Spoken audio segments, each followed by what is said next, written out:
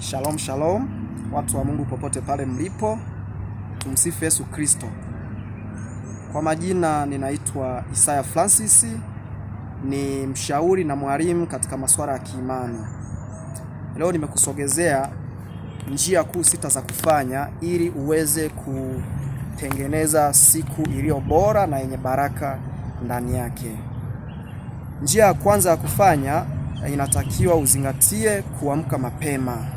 Wataalamu wa kiafya wanasema kwamba kuamka mapema ni moja ya kanuni za kiafya, kwa sababu inaimarisha afya ya akili na kufanya ubongo wako kuweza kufanya kazi yake inavyotakiwa. Kwa hiyo zingatia kuamka mapema, saa 11, saa 12. Huo ndio muda mzuri wa kuweza kuamka. Amina. Jambo la pili, baada ya kuwa umeamka, I say please, usisahau kumwomba Mwenyezi Mungu wa mbinguni. Amina. Ambapo namna gani unaweza kumwomba? Unaweza kufanya hivi. Cha kwanza, ukishaamka unatakiwa umshukuru Mwenyezi Mungu kwa zawadi ya uhai, kwa pumzi ya uhai anaoendelea kukupatia. Amina. Jambo la pili, ukishamshukuru kwa zawadi ya uhai, inatakiwa ukumbuke kufanya toba. Amen. Toba ni jambo la muhimu sana, okay? Jambo la tatu kabisa la kufanya, ukishamaliza kufanya toba, unatakiwa umuombe Mwenyezi Mungu akusaidie siku yako ikapate kuwa na baraka ndani yake. Huko unapoenda kuzunguka, kutembea kwenye mihangaiko yako, umuombe Mungu akusaidie siku hiyo ikapate kuwa na baraka ndani yake. Jambo la 4, ukishamaliza kumuomba inatakiwa uamke sasa, okay? Hivyo ni namna ambavyo unaweza kumuomba Mwenyezi Mungu. Jambo lingine la kuzingatia baada ya kuwa umeamka ni kufanya mazoezi. Mfano kwa wanaume unaweza kufanya hata push up, unapiga push up hata 10. Kwa wanawake unaweza ukajinyosha.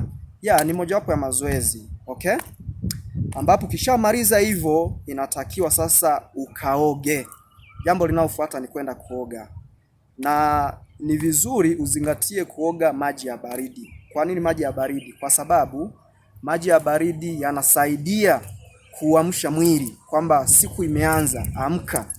Kwa maji ya baridi ni ya msingi sana kuliko maji ya moto, kwa sababu yanauamsha mwili wako, yanausisimua, yanaustimulate, unaamka kwamba siku imeanza, kumekucha. Jambo lingine, ukishamaliza kuoga, jamani, chai ni ya muhimu. Ni ya muhimu sana kwa sababu inaufanya ubongo wako kuwa smart na kuweza kufanya kazi yake inavyotakiwa. Amina. Ukishamaliza kunywa chai, I say nenda kazini. Jambo la mwisho ni kwenda kazini kwenye mihangaiko yako. Maana ukishazingatia yote, huko unapoenda Mwenyezi Mungu anakutangulia na atakuwa na wewe katika kila jambo utakalokuwa unalifanya lililo jema. Amina. Manake Mwenyezi Mungu anatukumbusha tuweze kufanya mambo kama hayo, kwa sababu ukisahau tu kufanya vitu kama hivyo utakuwa ni mtu wa kulalamika kwamba kuna mikosi na kuina kutokea katika maisha yako. Kwa ni vizuri kuzingatia hao mambo 6 ili kuweza kuifanya siku yako iweze kuwa na baraka ndani yake. Amina. Ukifanya hivyo mfululizo kila siku ndani ya mwezi mzima, lazima utaona maisha yako yanabadilika. Kuna vitu utaona vitaanza kubadilika katika maisha yako. Amen. Okay, Mungu akubariki sana. Ni hao tu ambao nitaka niwashirikishe. Amani, furaha na upendo wa Bwana wetu Yesu Kristo vikapate kutawala katika maisha yako. Amen.